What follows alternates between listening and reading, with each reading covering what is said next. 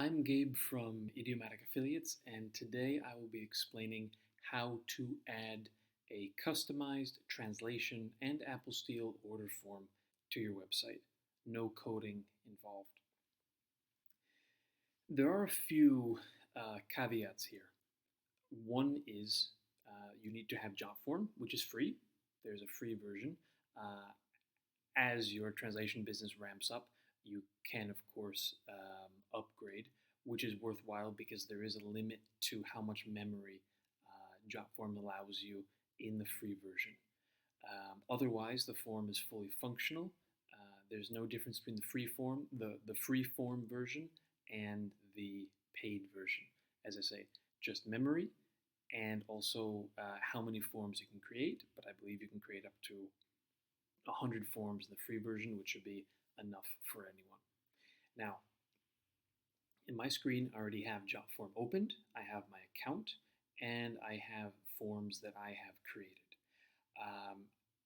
We're going to go into the process of how to import a form into your Jotform profile. It's very simple, very straightforward, and I will show you how to do that right now. Let's go to a different tab that I have open already. I will share a link in along with the video to access this template. Now, this template is the form that I have created that we're going to put on one of our websites, and you can customize it on your end. You can simply click Use Template. It will import, once you are signed into your Jotform, it will import into your profile, and you'll have something like this.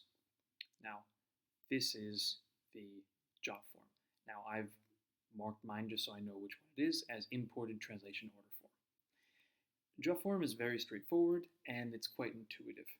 And what I recommend to everyone is remove our logo, add your own. I would remove this. Again, this is what a form that we have, but everything else here you can keep. So you have your name. These are all the basic requirements of what you would need in order to have a client place an order, a translation order with you, as well as an apostille. You can actually, as you get accustomed to using the form, you can take it and customize it, duplicate it, customize it, and you could use it for other things on your website. Ordering just apostilles, requesting or ordering online notarizations, whatever you sell, you can customize this template for. So we'll go through the fields we have very quickly. Your name, email, phone number, document upload, very important. That way your client can upload their files. There's no limit to file type. I believe they can upload 100 megabytes at a time, which is quite a lot, so it's more than most people will need. A brief explanation of what we offer. Again, change our email address to yours here as well. Now, this is the first part that we will have to customize. You don't need to touch the actual languages, but you see here, what we're going to do is we're going to click on that box, go to Properties. Once we're in Properties, we go to Options. Once we're in Options, these are all the options of the types of translation that we offer. There's well over 100 languages in here. We're going to scroll down to Calculation Values. Now, what does this mean? This shows what the cost per page of a translation is. So we've listed everything in alphabetical order, well, aside from the sworn translations. Now, what does this mean? This type of translation, for a sworn translation used in Spain from English to Spanish, is $35 a page, and the list goes on. Now, we've talked about this many times in different newsletters that I've sent out, as well as on our website and in other videos. we suggest that our affiliates upcharge on the price. Now, these are our prices. Everything aside from, let's say, more unusual types of translations, such as these sworn translations, which are a very specific type of translation, everything is either 30 or 40 a page. Now, we've found through the data that we've collected from our affiliates that $50 a page is a reasonable amount to charge.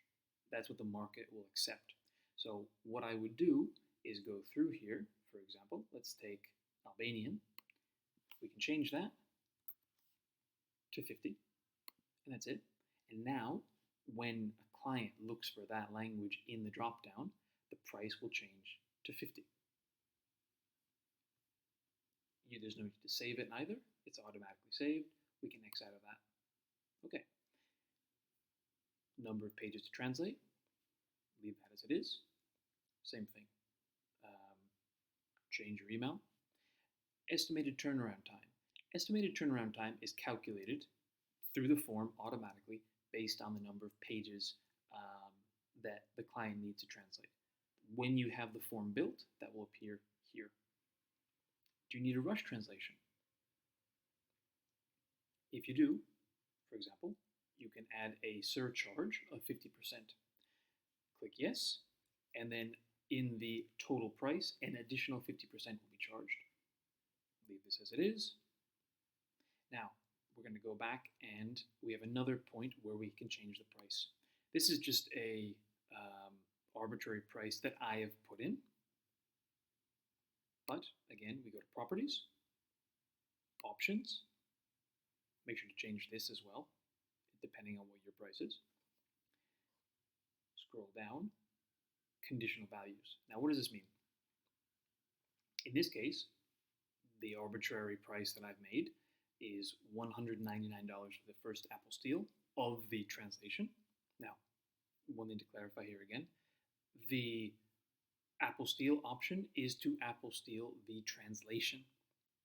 As I mentioned, you could duplicate this form and just have it for apostilles, and you could add translations as an option. So here you have apostilles as an option, with translations as the main focus. You could make another form with apostilles as the main focus and translations as the option. You would just essentially switch the order, and you can drag and drop. You can copy the form and drag and drop the options. So in this case, again, $199 for the first one, and then I've said, according to here, $75 for each additional apostille. So $199 plus 75 is $274, additional 75, additional 75, additional 75, on and on and on. So you can change that to whatever you want. I don't know, 6 apostilles, let's say it costs $600. Whatever you pick. We can go ahead, save.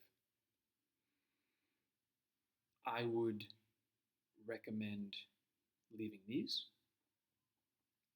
This is information, basic information you would need to be able to do an apostille. Again, this I made just as an example so people can see what it looks like. This is an arbitrary number. You can do whatever you want. Specific comments, fine. Now, order total. The entire order price will be calculated here. And it should appear after that in the payment amount. Now, this is another requirement to use the form. There are various payment connections that you can have. I've already connected this form to Square. We use Square quite often, and that allows clients to pay via bank transfer, via debit card or credit card, Apple Pay, Google Payments, but there's other options, Stripe, PayPal. You can even connect Venmo or Cash App, whatever works for you. So you don't necessarily need to have a Square account, a Stripe account. I do recommend it, but it's not necessary. So I'll leave that as it is. Close this out. Now, we're going to go, the form is built. We're going to go to Settings. This is our title, so I've gone to Settings. We have various options here. and we're going to go to emails. This is an email that I've created. Now what does this do?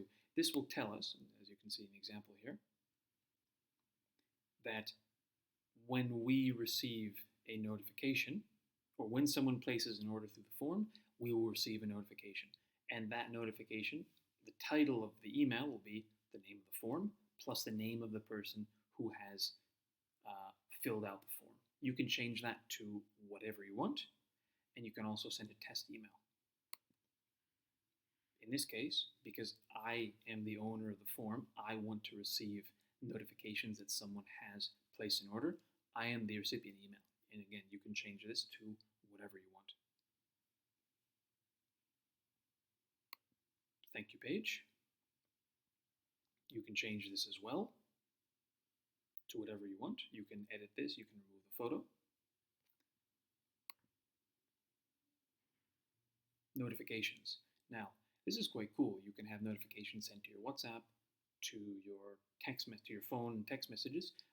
In this case, we have it activated for push notification, which means that it'll be sent to our email, and this is the title. So new submission for form title and submission ID. That's just a way that we can keep track of it internally. And finally, once you have all of these settings complete, you can have your complete form, and you can go ahead, hit publish, and then there are various different options here. You can share it if you want.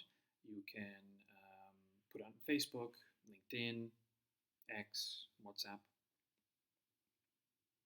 And what I recommend doing, this is the idea of being able to put it in your website, is going to embed.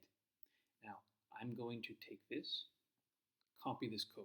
Now, this is HTML code, which again, there's no additional coding that is involved in using this form on your website. Every website builder has an option to embed HTML code. Whether that's GoDaddy, whether that's WordPress, whether that's Wix, Google Sites, they all allow you to do it. Now, I have a Google Sites, one of our company's websites, and I have embedded the form already. I've embedded that HTML code.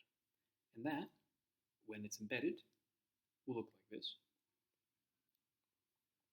And here you have the entire completed form.